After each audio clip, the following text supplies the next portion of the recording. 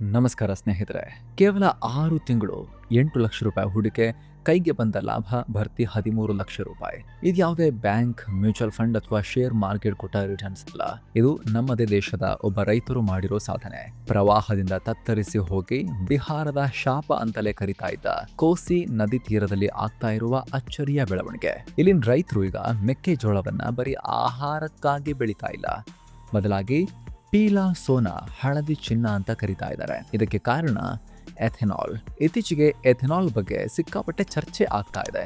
ಅದರಲ್ಲೂ ಕೂಡ ಒಂದಷ್ಟು ಪಾಲಿಟಿಕ್ಸು ನಡೀತಾ ಇದೆ. ಆದರೆ ಕೃಷಿ ಕ್ಷೇತ್ರದಲ್ಲಿ ಸೈಲೆಂಟ್ ರೆವಲ್ಯೂಷನ್ ನಡೀತಾ ಇದೆ ಎಥೆನಾಲ್ನಿಂದ.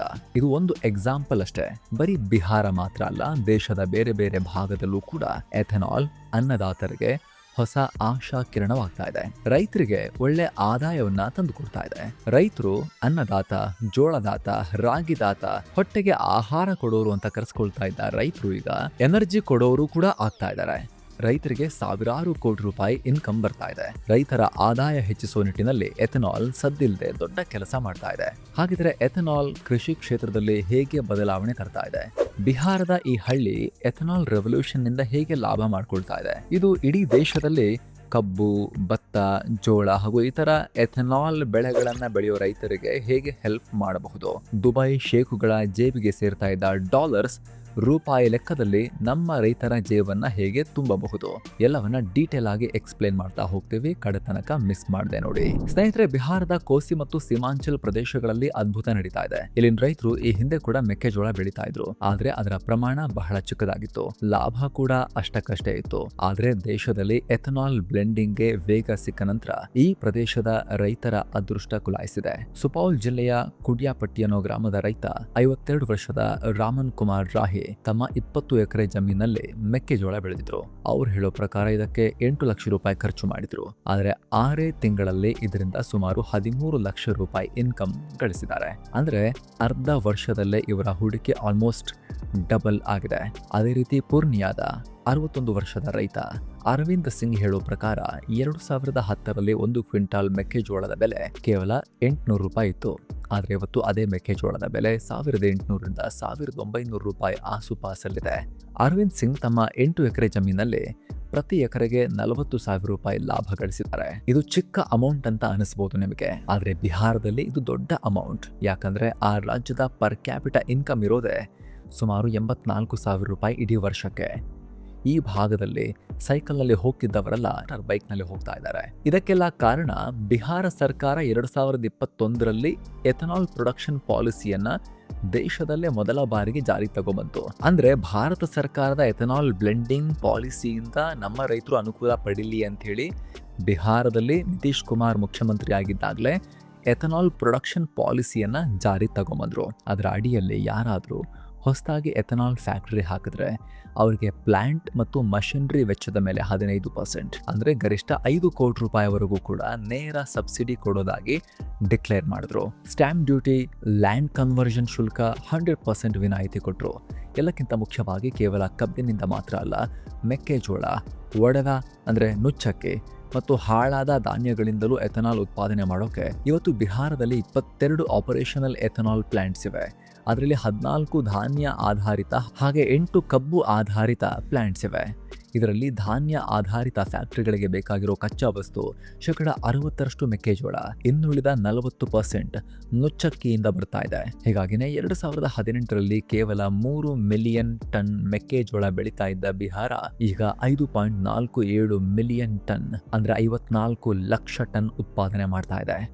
ಅತಿ ಹೆಚ್ಚು ಮೆಕ್ಕೆಜೋಳ ಬೆಳೆಯೋ ರಾಜ್ಯಗಳ ಪಟ್ಟಿಯಲ್ಲಿ ಕರ್ನಾಟಕ ನಂತರ 3ನೇ ಸ್ಥಾನದಲ್ಲಿ ಈಗ ಬಿಹಾರ ಬಂದ್ಬಿಟ್ಟಿದೆ.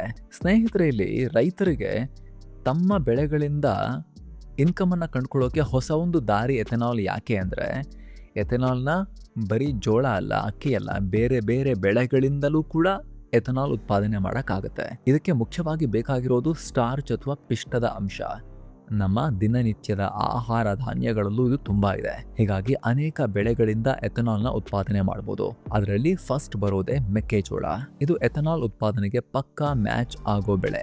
ಯಾಕಂದ್ರೆ 1 ಟನ್ ಮೆಕ್ಕೆಜೋಳದಿಂದ ಸರಾಸರಿ 380 ರಿಂದ 400 ಲೀಟರ್ ಎಥನಾಲ್ ತೆಗಿಬಹುದು. ಸದ್ಯ ದೇಶದಲ್ಲಿ ಉತ್ಪಾದನೆ ಆಗ್ತಿರೋ ಎಥನಾಲ್ನಲ್ಲಿ 45%ಗೂ ಅಧಿಕ ಇದೇ ಮೆಕ್ಕೆಜೋಳದಿಂದಲೇ ಬರ್ತಾ ಇದೆ. ಅತಿ ಹೆಚ್ಚು ಎಥನಾಲ್ ಕೊಡೋ ಇನ್ನೊಂದು ಸೋರ್ಸ್ ಅಂದ್ರೆ ಅಕ್ಕಿ. 1 ಟನ್ ಅಕ್ಕಿಯಿಂದ ಭರ್ತಿ 450 ರಿಂದ 480 ಲೀಟರ್ ಎಥನಾಲ್ ಸಿಗುತ್ತೆ.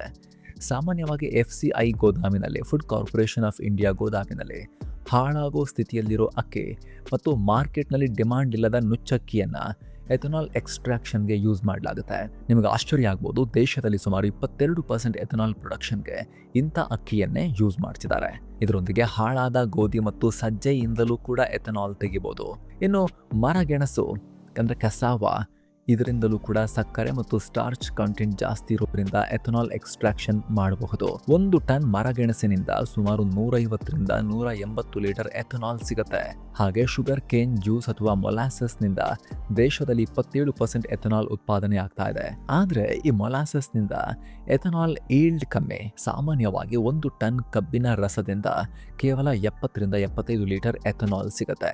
ಅಷ್ಟೇ ಅಲ್ಲ, ನಮ್ಮಲ್ಲಿ 2G ಎಥನಾಲ್ ಟೆಕ್ನಾಲಜಿ ಕೂಡ ವೇಗವಾಗಿ ಡೆವಲಪ್ ಆಗ್ತಿದೆ. ಆಲ್ರೆಡಿ ದೇಶದಲ್ಲಿ 4 ಪ್ರಮುಖ commercial 2G ethanol plant running ನಲ್ಲಿವೆ.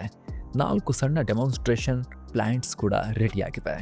ಈ ಪ್ಲಾಂಟ್ಗಳಲ್ಲಿ ಪ್ರಮುಖವಾಗಿ ಕೃಷಿ ಮುಗಿದ ಮೇಲೆ ಉಳಿಯೋ ತ್ಯಾಜ್ಯ, ಉದಾಹರಣೆಗೆ ಭತ್ತದ ಕೊಳೆ, ಸ್ಟಬಲ್, ಕಬ್ಬಿನ ಜರಗು ಮತ್ತು ಹತ್ತಿ ಗಿಡದ ಕಸದಿಂದಲೂ ಎಥನಾಲ್ ತೆಗೆಯೋಕೆ ಶುರು ಮಾಡಿದ್ದಾರೆ. ಇದರ ಅರ್ಥ ಏನು ಅಂದ್ರೆ, ಎಥನಾಲ್ ಬ್ಲೆಂಡಿಂಗ್ ಅನ್ನೋದು ಕೇವಲ ಕಬ್ಬು ಬೆಳೆಯೋ ರೈತರಿಗೆ ಮಾತ್ರ ಸೀಮಿತ ಅಲ್ಲ. ಮೆಕ್ಕೆಜೋಳ, ಸಜ್ಜೆ ಬೆಳೆಯೋರಿಗೂ, ಕೃಷಿ ತ್ಯಾಜ್ಯ ಬಿಸಾಡೋ ರೈತರಿಗೂ ಇದು ಇನ್ಕಮ್ ಸೋರ್ಸ್ ಆಗಿ ಬದಲಾಗ್ತಾ ಇದೆ. ಇಲ್ಲಿ ನಮ್ಮ ರೈತರಿಗೆ ಯಾವಾಗಲೂ ಕಾಡೋ ಸಮಸ್ಯೆ ಏನು ಗೊತ್ತಾ? ಒಳ್ಳೆ ಮಳೆಯಾಗಿ ಚೆನ್ನಾಗಿ ಜಾಸ್ತಿ ಬೆಳೆ ಬಂತು ಅಂದ್ರೆ ಮಾರುಕಟ್ಟೆಯಲ್ಲಿ ಬೆಲೆ ದಿಢೀರ್ ಬಿದ್ದು ಹೋಗುತ್ತೆ. ಆದರೆ ಎಥನಾಲ್ನಿಂದ ಈ ಸಮಸ್ಯೆಗೆ ಪರ್ಮನೆಂಟ್ ಪರಿಹಾರ ಸಿಗೋ ಚಾನ್ಸಸ್ ಇದೆ, ಆ ಪವರ್ ಇದೆ. ಹೇಗೆ? ಈಗ ನೋಡಿ, ಉದಾಹರಣೆಗೆ 5 ವರ್ಷಗಳ ಹಿಂದೆ ಬಿಹಾರದಲ್ಲಿ ಮೆಕ್ಕೆಜೋಳವನ್ನು ಕೇವಲ ಆಹಾರವಾಗಿ, ಕೋಳಿಗಳ ಫೀಡ್ ಆಗಿ ಅಥವಾ ಕಾರ್ನ್ ಫ್ಲೇಕ್ಸ್ ಮಾಡೋ ಕಂಪನಿಗಳು ಮಾತ್ರ ಖರೀದಿ ಮಾಡ್ತಾ ಇದ್ರು. ಆದರೆ ಈಗ ಎಥನಾಲ್ ಫ್ಯಾಕ್ಟ್ರಿಗಳು ಖರೀದಿಗೆ ಮುಂದಾಗಿವೆ.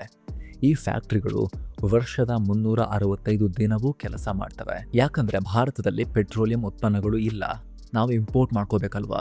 ದೊಡ್ಡ ಪ್ರಮಾಣದಲ್ಲಿ ನಮಗೆ ಎಥನಾಲನ್ನು ಅದಕ್ಕೆ ರಿಪ್ಲೇಸ್ಮೆಂಟ್ ಆಗಿ ಬಳಸೋಕೆ ಸ್ಕೋಪ್ ಇದ್ದೇ ಇದೆ. ಸದ್ಯಕ್ಕಂತೂ ಮುಂದಿನ 5-6 ದಶಕ ಆದರೂ ಕೂಡ ಅನ್ಲಿಮಿಟೆಡ್ ಆಗಿ ಮಾರ್ಕೆಟಲ್ಲಿ ಎಷ್ಟು ಪ್ರೊಡ್ಯೂಸ್ ಆಗುತ್ತೋ ಅಷ್ಟನ್ನು ಕೂಡ ವಾಹನಗಳು ಕುಡಿದು ಬಿಸಾಕುವಷ್ಟು ತಾಕತ್ತಿದೆ. ಸದ್ಯ ನಾವು E10, E20ಯಲ್ಲಿ ಮಾತ್ರ ಇದ್ದೀವಿ. ಆಲ್ರೆಡಿ 40,000 ಕೋಟಿ ರೂಪಾಯಿ ನಮ್ಮ ರೈತರಿಗೆ ಹೋಗಿದೆ ದುಡ್ಡು, ಅರಬ್ ಶೇಖುಗಳಿಗೆ ಹೋಗೋದ್ರ ಬದಲು. ಅಂದರೆ ಇಷ್ಟು ಮೌಲ್ಯದ ಕೃಷಿ ವಸ್ತುಗಳನ್ನು ಆಲ್ರೆಡಿ ರೈತರಿಂದ ಪರ್ಚೇಸ್ ಮಾಡಲಾಗ್ತಿದೆ ಎಥನಾಲ್ ಮಾಡೋಕ್ಕೋಸ್ಕರ. ಅದರ ಪರಿಣಾಮ ರೈತರಿಗೆ ಮಾತ್ರ ಅಲ್ಲ ಸ್ನೇಹಿತರೆ, ನಮ್ಮ ದೇಶಕ್ಕೆ ನಾವು ಅಷ್ಟು ಪ್ರಮಾಣದ ಕ್ರೂಡ್ ಆಯಿಲನ್ನು ತರಿಸೋದು ಉಳಿತಲ್ವಾ. ಸೊ 1.97 ಲಕ್ಷ ಕೋಟಿ ರೂಪಾಯಿ ದೇಶಕ್ಕೆ ವಿದೇಶಿ ವಿನಿಮಯ ಉಳಿತಾಯ ಆಗಿದೆ. ಇಲ್ಲಿ ಎಥನಾಲ್ ಬ್ಲೆಂಡಿಂಗ್ನಿಂದ ಪೆಟ್ರೋಲ್ ರೇಟ್ ಡೌನ್ ಆಗದೇ ಇರ್ಬೋದು, ಆದರೆ ದೇಶದ ದುಡ್ಡು ದೇಶದ ಒಳಗೇನೆ ಉಳಿಯುತ್ತೆ. ನಮ್ಮದೇ ದೇಶದ ರೈತರು, ನಮ್ಮ ಉದ್ಯಮಗಳು, ಅಲ್ಲಿ ಕೆಲಸ ಮಾಡ್ತಿರೋರು, ಇಲ್ಲಿ ಹೊಸ ರೀತಿಯ ಎಕಾನಮಿನೇ ಕ್ರಿಯೇಟ್ ಆಗುತ್ತೆ. ಗಮನಿಸಿ, ಇದಿನ್ನೂ ಕೂಡ E10, E20 ಟೈಮ್ನ ಲೆಕ್ಕ. ಆಲ್ರೆಡಿ ಮಾರ್ಕೆಟ್ನಲ್ಲಿ ಕಂಪ್ಲೀಟ್ ಎಥನಾಲ್ನಿಂದ ಓಡೋ ವಾಹನಗಳು ಬ್ರೆಜಿಲ್ನಲ್ಲಿ ಆಲ್ರೆಡಿ ಇವೆ. ನಮ್ಮಲ್ಲೂ ಕೂಡ ಮಾರುತಿಯವರು ವ್ಯಾಗನಾರ್ ಒಂದು ಲಾಂಚ್ ಮಾಡಿದ್ದಾರೆ, ಫ್ಲೆಕ್ಸ್ ಫ್ಯೂಲ್ದು. ಆಮೇಲೆ ಹೀರೋದವರೊಂದು ಬೈಕ್ ಲಾಂಚ್ ಮಾಡಿದ್ದಾರೆ. ಮುಂದಿನ ದಿನಗಳಲ್ಲಿ ದೊಡ್ಡ ಪ್ರಮಾಣದಲ್ಲಿ ಫ್ಲೆಕ್ಸ್ ಫ್ಯೂಲ್ ಸ್ಟೇಷನ್ಗಳು ಕೂಡ ಬರ್ತಾ ಇದ್ದಾವೆ, ಪ್ರತ್ಯೇಕವಾಗಿ ವಾಹನಗಳು ಕೂಡ ಬರ್ತವೆ. ಆವಾಗ ಮುಂದೊಂದು ದಿನ ನಾವು ಎಥನಾಲ್ ಬಳಕೆಯನ್ನು ಜಾಸ್ತಿ ಮಾಡಿದ ಹಾಗೂ ಕೂಡ ಆ ದುಡ್ಡು ಭಾರತದಲ್ಲೇ ಉಳಿಯುತ್ತೆ, ನಮ್ಮ ರೈತರಿಗೆ ಹೋಗುತ್ತೆ, ಇಲ್ಲಿ ಉದ್ಯೋಗ ಸೃಷ್ಟಿಗೆ ಬಳಕೆಯಾಗುತ್ತೆ. ಇನ್ನು ಸ್ನೇಹಿತರೆ, ಹಳ್ಳಿ ಉದ್ಧಾರ ಆಗಬೇಕು ಅಂದರೆ ಕೃಷಿ ಜೊತೆಗೆ ಅದಕ್ಕೆ ಸಂಬಂಧಪಟ್ಟ ಕೈಗಾರಿಕಾ ಉದ್ಯಮಗಳು ಕೂಡ ಬೆಳಿಬೇಕು. ಈ ಹಿಂದೆ ಸರ್ ಎಂ ವಿಶ್ವೇಶ್ವರಯ್ಯನವರು ಕೂಡ ಇದನ್ನ ಹೇಳಿದ್ರು. ಈಗ ಎಥನಾಲ್ ಹಳ್ಳಿ ಮಟ್ಟದಲ್ಲಿ ಹೊಸ ಆರ್ಥಿಕತೆಯನ್ನ ಸೃಷ್ಟಿ ಮಾಡ್ತಾ ಇದೆ. ಟ್ರೇಡಿಂಗ್, ಟ್ರಾನ್ಸ್ಪೋರ್ಟೇಷನ್, ಗೋಡೌನ್ ಬಿಸ್ನೆಸ್, ಹೀಗೆ ಗ್ರಾಮೀಣ ಭಾಗದಲ್ಲಿ ಸಾವಿರಾರು ಉದ್ಯೋಗಗಳು ಸೃಷ್ಟಿಯಾಗ್ತವೆ. ಇದಕ್ಕೆ ಬೆಸ್ಟ್ ಎಕ್ಸಾಂಪಲ್ ಅಂದ್ರೆ ಅದೇ ಬಿಹಾರದ ಪಾರ್ಥ ಚೌಧರಿ ಅನ್ನೋ 28 ವರ್ಷದ ಯುವಕ. ಇವರು ಪ್ರತಿಷ್ಠಿತ IIM ಕೋಯಿಕೋಡ್ನಲ್ಲಿ MBA ಮುಗಿಸಿ ಗುರ್ಗಾವ್ನಲ್ಲಿ ದೊಡ್ಡ ಕಂಪನಿಯೊಂದರಲ್ಲಿ ಜಾಬ್ನಲ್ಲಿದ್ರು. ಆದರೆ 2023ರಲ್ಲಿ ಜಾಬ್ ಬಿಟ್ಟು ತನ್ನ ಹಳ್ಳಿಯಾದ ಪರೂರಾಗೆ ವಾಪಸ್ ಹೋದರು. 4 ಸಣ್ಣ ಗೋಡೌನ್ಗಳನ್ನು ಕಟ್ಟಿ ರೈತರಿಂದ ನೇರವಾಗಿ ಮೆಕ್ಕೆಜೋಳ ಖರೀದಿ ಮಾಡೋಕ್ಕೆ ಶುರು ಮಾಡಿದ್ರು.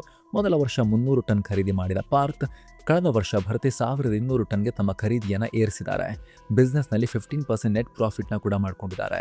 ಕೇವಲ 48 ಲಕ್ಷ ರೂಪಾಯಿಂದ ಶುರುವಾದ ಅವರ ಬಿಸ್ನೆಸ್ ಇವತ್ತು 2.5 ಕೋಟಿ ರೂಪಾಯಿಗೆ ಬೆಳೆದು ನಿಂತಿದೆ. ಇಲ್ಲಿ ತುಂಬ ಜನ ಹೇಳ್ಬೋದು ಸ್ನೇಹಿತರೆ, ಇದು ಪ್ರೊಪಗ್ಯಾಂಡಾ, ಗೌರ್ಮೆಂಟ್ ಪರವಾಗಿ ಇದು ಎಥನಾಲ್ ಬಗ್ಗೆ ಪ್ರೊಪಗ್ಯಾಂಡಾ ವಿಡಿಯೋ ಅಂಥೇಳಿ. ಅದರ ಅವಶ್ಯಕತೆ ನಮಗಿಲ್ಲ. ಈ ದೇಶದ ಹಿತವೇ ನಮ್ಮ ಹಿತ, ಈ ರಾಜ್ಯದ ಹಿತವೇ ನಮ್ಮ ಹಿತ ಅನ್ನೋದು ನಮ್ಮ ಅಧಿಕೃತ ಪಾಲಿಸಿ ಸ್ನೇಹಿತರೆ. ನಾವು ಫಾಲೋ ಮಾಡ್ಕೊಂಬರೋ ಪ್ರಿನ್ಸಿಪಲ್ ಅದು. ಎಥೆನಾಲ್ ಜಾರಿ ಸಂದರ್ಭದಲ್ಲಿ ಆರಂಭದಲ್ಲಿ ನಮಗೆ ಸ್ವಲ್ಪ ಕಿರಿಕಿರಿ, ಪ್ರೊಪಗ್ಯಾಂಡಾ, ಒಂದಷ್ಟು ರಿಯಲ್ ಇಶ್ಯೂಸ್ ಎಲ್ಲವೂ ಕೂಡ ಬರಬಹುದು. ಒಂಚೂರು ಮೈಲೇಜ್ ಡ್ರಾಪ್ ಆಗಬಹುದು. ಹಳೆ ಗಾಡಿಗಳು ಒಂದಷ್ಟು ಸಮಸ್ಯೆಗಳನ್ನು ಫೇಸ್ ಮಾಡಬಹುದು. ಇಮ್ಮಿಡಿಯೇಟ್ಲಿ ಗಾಡಿ ಕೆಟ್ಟು ನಿಂತ್ಕೊಳ್ಳೋದಿಲ್ಲ. ರಬ್ಬರ್ ಪಾರ್ಟ್ಸ್ ಅವುಗಳನ್ನೆಲ್ಲ ಸರ್ವಿಸಿಗೆ ಬಿಟ್ಟಾಗ ಚೇಂಜ್ ಮಾಡಬೇಕಾಗಿ ಬರಬಹುದು. ಆದರೆ ಸ್ನೇಹಿತರೆ, ದೇಶ ಅಂತ ಹೇಳಿದ್ರೆ ಈ ಸಣ್ಣ ಪುಟ್ಟ ಸಮಸ್ಯೆಗಳನ್ನು ಕಾಲಿಗೆ ಅಡ್ಡ ಕೋಲ ಹಾಗಿಡ್ಕೊಂಡು ನಾವು ಮೂಲೆಯಲ್ಲಿ ಕೂರಕ್ಕೆ ಆಗೋದಿಲ್ಲ. ಮುಂದಿನ 5 ವರ್ಷ, 10 ವರ್ಷ, 20 ವರ್ಷ, 30 ವರ್ಷ, ಮುಂದಿನ 40 ವರ್ಷ, 50 ವರ್ಷ, ನಮ್ಮ ಜನ್ರೇಷನ್, ನೆಕ್ಸ್ಟ್ ಜನ್ರೇಷನ್ ಅವರಿಗೆ ಯಾವ ರೀತಿ ಭಾರತವನ್ನು ನಾವು ಬಿಡ್ತೀವಿ ಅನ್ನೋದು ಲಾಂಗ್ ಟರ್ಮ್ ದೃಷ್ಟಿಕೋನದಿಂದ ನೋಡಿದಾಗ ಮಾತ್ರ ಆ ಥಿಂಕಿಂಗ್ ಬರೋಕ್ಕೆ ಸಾಧ್ಯ. ಸ್ನೇಹಿತರೆ, ಎಥನಾಲ್ ಭಾರತಕ್ಕೆ ಹೊಸ ವಿಚಾರ. ಅಂದರೆ ಜಾಗತಿಕ ಮಟ್ಟದಲ್ಲಿದ್ದು ಹಳೆ ಟ್ರೆಂಡ್. ಎಥನಾಲ್ ಕ್ರಾಂತಿಯ ಪಿತಾಮಹ ಬ್ರೆಜಿಲ್ ರಾಷ್ಟ್ರ. 27%ನಿಂದ 100%ವರೆಗೆ ಪ್ಯೂರ್ ಎಥನಾಲ್ನಲ್ಲೇ ಓಡೋ ವಾಹನಗಳಿವೆ. ಯಾರು ಮಾಡ್ತಿರೋದು? ನಮ್ಮಲ್ಲಿ ವಾಹನ ತಯಾರಕರಾಗಿರೋ ಹುಂಡೈ, ಸುಜುಕಿ, ಟೊಯೋಟಾ, ಯುರೋಪಿಯನ್ ಕಂಪನಿಗಳು, ಜರ್ಮನ್ ಕಂಪನಿಗಳು, ಇವರೇ ತಾನೇ ಅಲ್ಲೂ ಕೂಡ ಗಾಡಿಗಳನ್ನು ಮಾಡಿ ಮಾರ್ತಿರೋದು. ಅವರಿಗೆ ಆಲ್ರೆಡಿ ಅನುಭವ ಇದೆ, ಆ ಸಾಮರ್ಥ್ಯ ಅವರ ಹತ್ರ ಇದೆ. ದಶಕಗಳ ರಿಸರ್ಚಲ್ಲಿ ಆಲ್ರೆಡಿ ಆಗಿದೆ. ಹೊಸ ಏನೋ ಒಂದು ಏಲಿಯನ್ ವಿಚಾರ ಅಲ್ಲ ಇದು, ಯಾವುದೋ ಗೊತ್ತಿಲ್ಲದೆ ಇರೋ ಸೈನ್ಸ್ ಅಲ್ಲ ಇದು. ಇದರ ಪರಿಣಾಮ ಬ್ರೆಜಿಲ್ನಲ್ಲಿ ಏನಾಗಿದೆ ಅಂದರೆ, ರೈತರು ಅಲ್ಲಿ ನಮಗೀಗ ಮಿಡಲ್ ಈಸ್ಟರ್ನ್ ಕಂಟ್ರಿಗಳು ಹೇಗೆ ತೈಲ ಪೂರೈಕೆದಾರರಾಗಿದ್ದಾರೋ, ಅರಬ್ ಶೇಖುಗಳು, ಆ ರೀತಿ ಬ್ರೆಜಿಲ್ನಲ್ಲಿ ಅಲ್ಲಿನ ರೈತರು ಎನರ್ಜಿ ಸಪ್ಲೈಯರ್ಸ್ ಆಗಿದ್ದಾರೆ. ಎಥನಾಲ್ಗೋಸ್ಕರವೇ ಅಲ್ಲಿನ ರೈತರು ಕಬ್ಬನ್ನು ಬೆಳೀತಾ ಇದ್ದಾರೆ. ಬ್ರೆಜಿಲ್ನಲ್ಲಿ ಬೆಳೆದಿರೋ 55% ಕಬ್ಬು ನೇರವಾಗಿ ಎಥೆನಾಲ್ಗೆ ಹೋಗ್ತಾ ಇದೆ. ಬ್ರೆಜಿಲ್ನಲ್ಲಿ 25ರಿಂದ 28% ಎಥೆನಾಲ್ ಜೋಳದಿಂದ ಬರ್ತಾ ಇದೆ. ಬ್ರೆಜಿಲ್ನ ಕಬ್ಬು ಮತ್ತು ಎಥೆನಾಲ್ ಉದ್ಯಮ ವಾರ್ಷಿಕವಾಗಿ $33 ಬಿಲಿಯನ್ ಹಣವನ್ನು ಅಲ್ಲಿನ ಎಕಾನಮಿಗೆ ಸೇರಿಸ್ತಾ ಇದೆ. ಅತ್ತ ಅಮೆರಿಕ ಜಗತ್ತಿನ ಅತಿ ದೊಡ್ಡ ಎಥೆನಾಲ್ ಉತ್ಪಾದಕ ರಾಷ್ಟ್ರ. ನೋಡಿ, ಅಮೆರಿಕ ತೈಲ ಅವ್ರ ಹತ್ರ ಇದೆ, ಶೇಲ್ ಆಯಿಲ್ ತಯಾರಿಸ್ತಾರೆ, ಜಗತ್ತಲ್ಲಿ ಅತಿ ಹೆಚ್ಚು ಪ್ರೊಡ್ಯೂಸ್ ಮಾಡ್ತಾರೆ. ಅವರು ಎಥೆನಾಲ್ನೂ ಬಿಟ್ಟಿಲ್ಲ. ಅವರು ಅಮೆರಿಕ 2025ರಲ್ಲಿ 6,242 ಕೋಟಿ ಲೀಟರ್ ಎಥೆನಾಲ್ ಉತ್ಪಾದನೆ ಮಾಡಿದೆ. ಅಲ್ಲಿ ಉತ್ಪತ್ತಿಯಾಗೋ ಒಟ್ಟು ಎಥೆನಾಲ್ನಲ್ಲಿ 93%ಕ್ಕೂ ಅಧಿಕ ಭಾಗ ಜೋಳದಿಂದಲೇ ಬರ್ತಾ ಇದೆ, ಮುಸುಕಿನ ಜೋಳದಿಂದ. ಸ್ನೇಹಿತರೆ, ಪೆಟ್ರೋಲ್ನಲ್ಲಿ ಎಥೆನಾಲ್ ಬ್ಲೆಂಡಿಂಗ್ ಅನ್ನೋದು ಕೇವಲ ತೈಲ ಆಮದನ್ನು ಕಮ್ಮಿ ಮಾಡೋ ಅಥವಾ ಪರಿಸರ ಮಾಲಿನ್ಯ ತಡೆಯೋ ಯೋಜನೆ ಮಾತ್ರ ಅಲ್ಲ. ಇದು ಭಾರತದ ಕೃಷಿ ವಲಯವನ್ನು ಬದಲಾಯಿಸೋ ತಾಕತ್ತನ್ನು ಕೂಡ ಹೊಂದಿದೆ. ನಿಮಗೆ ಗೊತ್ತು, ನಮ್ಮ ದೇಶದಲ್ಲಿ ಕೃಷಿ ಮೇಲೆ ದೊಡ್ಡ ಪ್ರಮಾಣ ಜನ ಡಿಪೆಂಡ್ ಆಗಿದ್ದಾರೆ. ಅಲ್ಲಾದರೆ ಇನ್ಕಮ್ ಜಾಸ್ತಿ ಇಲ್ಲ, ಹಾಗಾಗಿ ಅವರು ಬಡವರಾಗಿದ್ದಾರೆ. ಅವರಿಗೆ ಹೊಸ ಜೀವನ ಕೊಡೋಕ್ಕೂ ಕಾರಣ ಆಗ್ಬೋದು. ಇದೇ ಕಾರಣಕ್ಕೆ ಇಡೀ ದೇಶದ ಎಲ್ಲ ರೈತ ಮುಖಂಡರು ಯಾವುದೇ ಕಾರಣಕ್ಕೂ ಎಥನಾಲ್ ಬ್ಲೆಂಡಿಂಗ್ ಪಾಲಿಸಿಯನ್ನು ಸ್ಟಾಪ್ ಮಾಡಬೇಡಿ ಅಂಥೇಳಿ ಆಗ್ರಹ ಮಾಡ್ತಿರೋದು.